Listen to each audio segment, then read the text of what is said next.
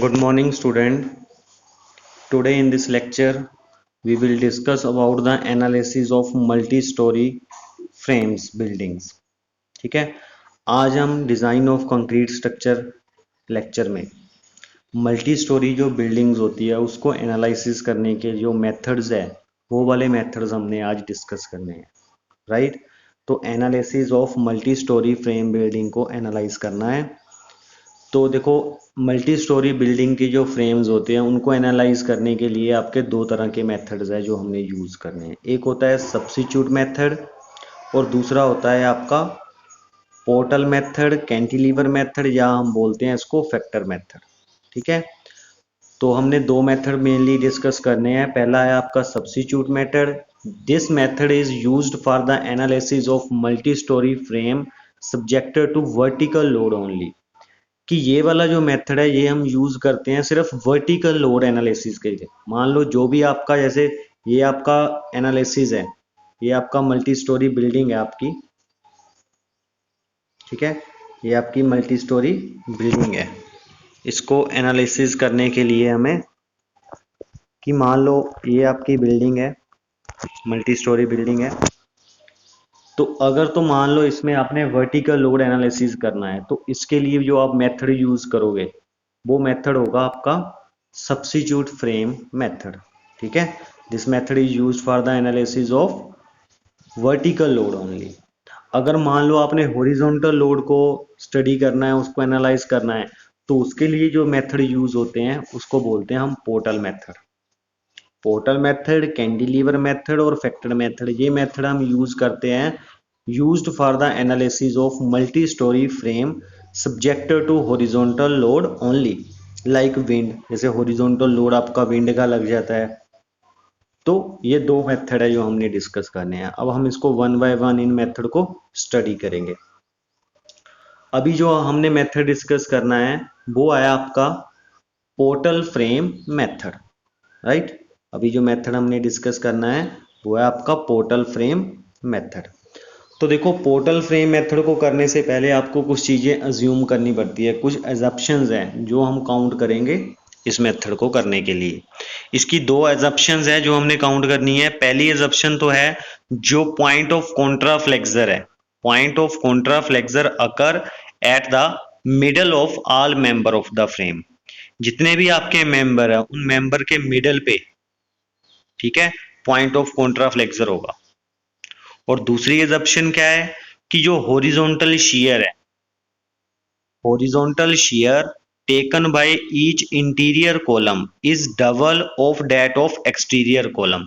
जो interior column पे shear force लगेगी वो डबल होगी as compare to the exterior column. जो एक्सटीरियर कॉलम है उनके मुकाबले में जो इंटीरियर कॉलम है उस पे जो शियर लगेगी वो डबल शियर लगती है, that of exterior column, right. तो ये थी इसकी एजप्शंस। ठीक है, अभी हमने क्या करना है, ये वाला क्वेश्चन डिस्कस करना है। ठीक है, ये आपको एक क्वेश्चन दिया हुआ है, ठीक है, ये बिल्डिंग फ्रेम है। ठीक है, इसमें हमारे पॉइंट है A B C D E F G H I J I K, ये आपके क्या है, पॉइंट्स है। और ए पॉइंट पे जो हॉरिजॉन्टली लोड लग रहा है वो 12 किलो न्यूटन है, और डी पे लग रहा है 24 किलो न्यूटन, और जी पे जो लोड लग रहा है वो है 24 किलो न्यूटन, राइट। और जो हाइट है, जो स्टोरी की हाइट है वो 4 मीटर की स्टोरी है आपकी। ठीक है, और जो डिस्टेंस है जे और के और एल के बीच का डिस्टेंस क्या है, 6 मीटर है। अब देखो, उन्होंने कह दिया हमें इसको एनालाइज करो। अब हमें क्वेश्चन को पढ़ के पता लग रहा है कि इसमें हॉरिजॉन्टल लोड लग रहे। तो हॉरिजॉन्टल लोड को एनालिसिस करने के लिए जो हम मेथड यूज करते हैं वो मेथड है आपका पोर्टल मेथड। ठीक है, अब हम पोर्टल मेथड से इसको सोल्व करेंगे। जो हमने चीजें एज्यूम की है वो भी हमने काउंट करनी है। So let's start the numerical. अब न्यूमेरिकल हम स्टार्ट करते हैं। ठीक है, अब देखो, सबसे पहले आपने क्या करना है, कॉलम शियर निकालनी है। ठीक है, सबसे पहले आपने क्या करना है, कॉलम शियर निकालनी है। तो आपने जैसे अज्यूम किया है कि P3 is the column shear at the end of the column, जो एंड है आपका कॉलम का, उसमें जो कॉलम शेयर कितनी है, P3 मान ली। जो AD है आपका वो कितने आ गया आपका, P3 है। अभी जैसे हमने एज्यूम किया था जो शेयर है मिडल वाले मेंबर में वो डबल होगी एज कंपेयर टू द जो एंड कॉलम होंगे। तो मिडल वाले में कितनी होगी आपकी, डबल हो जाएगी, 2P3 बन जाएगा। ठीक है, तो क्लियर हो गया। ये हम निकाल रहे हैं column share for story third के लिए। ठीक है, तो आपको पता है 3 इक्विलिब्रियम इक्वेशंस हमने पढ़ी है कि हॉरिजॉन्टल फोर्सेस का सम 0 होगा। ठीक है, तो देखो हॉरिजॉन्टल फोर्सेस कौन कौन से लग रहे हैं। ये जो आपका क्वेश्चन है इसमें 12 किलो न्यूटन यहाँ से लग रहा है। ठीक है, P3 पे कितना लग रहा है, ये P3 हो गया, PC पे भी, C पॉइंट पे भी P3 लगेगा, और जो मिडल वाला मेंबर है उसमें 2P3 बन जाएगा। ठीक है, तो सभी को हमने बैलेंस कर देना है, हॉरिजॉन्टल फोर्सेस का सम 0 कर देना है। ठीक है, जब आप हॉरिजॉन्टल फोर्सेस का सम 0 करोगे,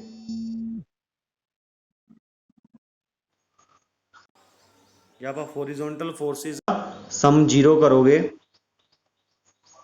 तो इसमें देखो क्या है, 12 is equal to P3 plus 2P3 plus P3, तो ये आपका टोटल बन जाएगा 4P3।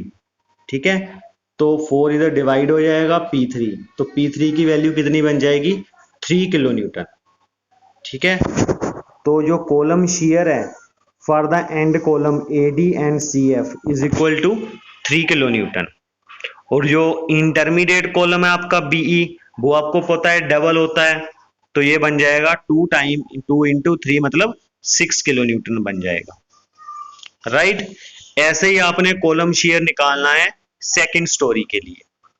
अब पहले हमने थर्ड स्टोरी के लिए निकाला, अभी हमने निकालना है सेकंड स्टोरी के लिए। अब देखो जो सेकंड स्टोरी के लिए निकालोगे तो जो प्रीवियस स्टोरी है वो वाला लोड आपका ऐड हो जाएगा। तो पिछला लोड आपका कितना था, 12, और बी पॉइंट पे आपका सेकंड स्टोरी पे कितना दिया है, 24, तो ये टोटल बन गया 36। तो ये वाला एजप्शन हमने इसमें भी लगानी है। ठीक है, तो वहां पे हमने थर्ड स्टोरी के लिए P3 वैल्यू ली थी, सेकंड स्टोरी के लिए अब P2 ले लो, P2 प्लस 2P2, तो ये बन जाएगा 4। इसको सोल्व करके आपकी जो वैल्यू आएगी 9 आएगी P2 की वैल्यू। ठीक है, अब P2 की 9 आ गई, आप इसी हिसाब से बाकी वैल्यू कैलकुलेट कर सकते हो। ठीक है, अब नेक्स्ट है आपका, ये देखो कॉलम शेयर निकालनी है फॉर द एंड कॉलम के लिए, तो जो मेंबर है DG और FI तो उसके लिए 9 बन जाएगा, और जो EH मेंबर है उसके लिए 18 बन जाएगा। राइट, अब ऐसे ही सिमिलरली हमने निकालनी है फर्स्ट स्टोरी के लिए column share for the story 1। ठीक है, तो सेम ही प्रोसीजर है बट प्रीवियस वैल्यूज आपने ऐड करते जाना है। जैसे पहले 12 थी, फिर 24, फिर 24, वो तीनों ऐड कर दिया आपने। ठीक है, तो 15 किलो न्यूटन इसकी P1 की वैल्यू आएगी। राइट, तो ये जो मेंबर है उनकी लोड वैल्यूज लिख देनी है आपने। कॉलम शेयर फॉर GJ और IL कितना बन गया, 15 किलो न्यूटन, और कॉलम शेयर फॉर HK के लिए 2 टाइम 15 जो 30 किलो न्यूटन बन गया। ठीक है, तो ये चीज है, ये थी आपकी कॉलम शेयर। अभी आपने निकालनी है कॉलम मूवमेंट। ठीक है, तो कॉलम मूवमेंट निकालने का आपका ये फॉर्मूला होता है column share into height of column divided by 2। तो ये आपका था कॉलम मूवमेंट निकालने का फॉर्मूला। ठीक है, तो ये फॉर्मूला हमने यूज करके स्टोरी थर्ड के लिए, सेकंड के लिए और फर्स्ट स्टोरी के लिए आपने कॉलम मूवमेंट निकालनी है। राइट, तो column movement at the top story के लिए कितना बन गया, कॉलम शेयर वहां पे 3 थी और हाइट आपको 4 है, और डिवाइड बाय 2 से किया तो आपका 6 किलो न्यूटन मीटर आपका एंड मूवमेंट के लिए बन जाएगा। राइट, और ऐसे ही आपने इंटरमीडिएट कॉलम के लिए निकाल देना है। ठीक है, उसके लिए सिर्फ शेयर, कॉलम शेयर की वैल्यू चेंज होगी। ठीक है, 3 की जगह क्या बन जाएगा आपका 6 आएगा, 6 इंटू 4/2, तो उसकी आंसर आएगा आपका 12। ठीक है, तो ये तो था आपका थर्ड स्टोरी के लिए। ठीक है, ऐसे ही सिमिलरली आपने करना है स्टोरी 1 के लिए। ठीक है, तो ये चीज आपने स्टोरी सेकंड के लिए निकाल ली है, सिमिलरली स्टोरी 1 के लिए आपने ये वैल्यूज निकालनी है। तो स्टोरी 2 के लिए जो मेंबर DG और FI है उसके लिए जो कॉलम मूवमेंट निकलेगी वो आपकी 18 है, और ई एच के लिए आपकी जो मूवमेंट निकलेगी वो आपकी 36 है, राइट। ऐसे ही आपने स्टोरी 1 के लिए निकाल लेना है। और लास्ट स्टेप होगा आपका बीम मूवमेंट निकालने का। लास्ट स्टेप है आपका बीम मूवमेंट। देखो मूवमेंट निकालने के लिए आपको क्या करना पड़ेगा, summation of movement at A is equal to 0 करना है। जितनी भी मूवमेंट एट ए पॉइंट पे लग रही है उनका सम आपने 0 कर देना है, ठीक है। तो अगर आप उन सम 0 करोगे तो मूवमेंट एट ए बी की वैल्यू कितनी बन जाएगी आपके पास, जितनी आपकी ए डी पे है। ए डी की मूवमेंट आप लोग निकाल रहे हो 6, तो a movement at A B की वैल्यू भी आपकी 6 बन जाएगी। ऐसे ही आपने मूवमेंट डी पे 0 कर देना है, फिर आपने मूवमेंट जी पे 0 करना है। जब मूवमेंट मूवमेंट आपको पता है फोर्स इंटू डिस्टेंस होता है, तो मूवमेंट की आपकी वैल्यू निकली हुई है आपने पहले, ठीक है। तो इन सभी को जब आप सम 0 करोगे तो वहां से आपको मूवमेंट एट डीई की वैल्यू 24 आ जाएगी, ठीक है। सिमिलरली मूवमेंट एट जीएच की वैल्यू आपकी 48 किलो न्यूटन मीटर बन जाएगी, ठीक है। तो ये तो था आपकी मूवमेंट निकालने का, को बीम मूवमेंट निकालना है, ठीक है। अब देखो ये आपका बीम शेयर निकालनी है। अभी बीम शेयर निकालने का फॉर्मूला होता है आपका 2 time beam movement divided by length of the beam, ठीक है। तो ऐसे ही आपने बीम शेयर निकाल लेनी है ए बी पे, डीई पे और जीएच पे, ठीक है। कैसे निकालोगे, 2 टाइम बीम मूवमेंट आपके पास है 6, ठीक है, मेंबर ए बी के लिए, और डीई मेंबर के लिए 24 है, और जीएच मेंबर के लिए 48 है, ठीक है। तो इसमें आप वैल्यू सब्स्टिट्यूट करोगे, जब सोल्व करोगे तो फिर आपको वैल्यू आएगी 2, 8 और 16, 2, 8 और 16। तो लास्ट में आपने ये वाला डायग्राम बनाना है।